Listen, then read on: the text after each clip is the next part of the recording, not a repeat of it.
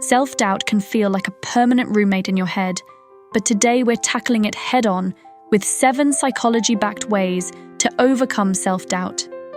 These tips are grounded in science and might just change the way you see yourself. Number 1. First up, meet your inner critic. No, not literally. It's that little voice in your head telling you can't do it. But here's the deal. That voice isn't the boss of you.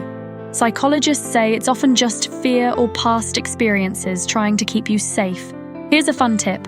Give it a silly name, like Nervous Nelly or Captain Doubts a Lot. When it starts up, you can say, "Thanks for your input, Nelly, but I'm good." Next time it pipes up, ask yourself, is this fact or just a feeling?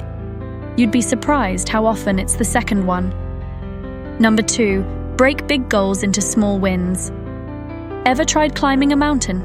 Not me, but I have tried tackling a massive to-do list which feels the same. Self-doubt loves when things seem overwhelming, but breaking big goals into tiny achievable steps, that's your secret weapon. Psychologists call this the small wins effect. Each little victory builds your confidence like stacking Legos. For example, instead of saying, "I'm going to write a novel," say, "I'll write 1 paragraph today." Then tomorrow, another. Before you know it, you've got a book, or at least a really solid intro.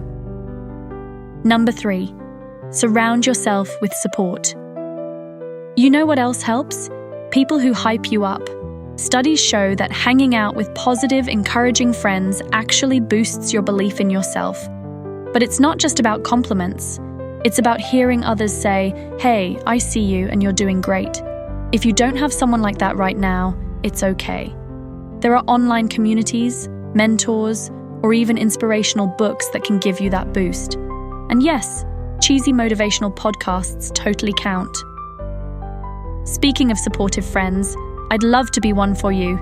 If this is helpful so far, hit that like button, subscribe, and tap the notification bell so we can keep tackling self-doubt together. Number 4, practice self-compassion. When you mess up, how do you talk to yourself? Be honest. If it's something like, "Ugh, I'm the worst," we've got to fix that. Science shows self-compassion, being kind to yourself, helps reduce self-doubt. Think about what you'd say to a friend who made the same mistake. You wouldn't say, "Wow, you're terrible." You'd say, "Hey, it's okay. Everyone makes mistakes." Try treating yourself like that friend. Bonus points. If you write down kind words to look at later when self-doubt creeps back in. Number 5, reframe failure as learning. Here's a game changer. Failure isn't the enemy. It's just proof that you're trying. Psychologists say reframing failure as a chance to learn helps you bounce back faster. Instead of saying, "I failed," try saying, "What did I learn?" It's like when scientists run experiments. If something doesn't work, they don't say, "Oh no, I'm terrible at science." They say, "Interesting result, let's tweak it and try again." So go ahead, think like a scientist. Number 6, visualize success. Okay, close your eyes, unless you're driving. Picture yourself nailing that presentation or acing that test. Feels good, right? Studies show visualizing success rewires your brain to believe you can do it. It's like a mental dress rehearsal, but here's the key. Don't just imagine the end result.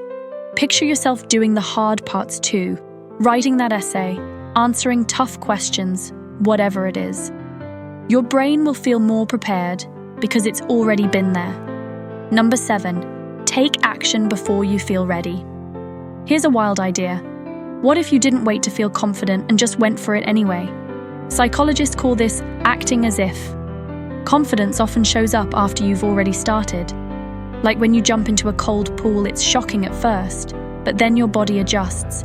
So jump in, even if you're nervous. Your future self will thank you for taking that first step. Self-doubt doesn't stand a chance with these tips.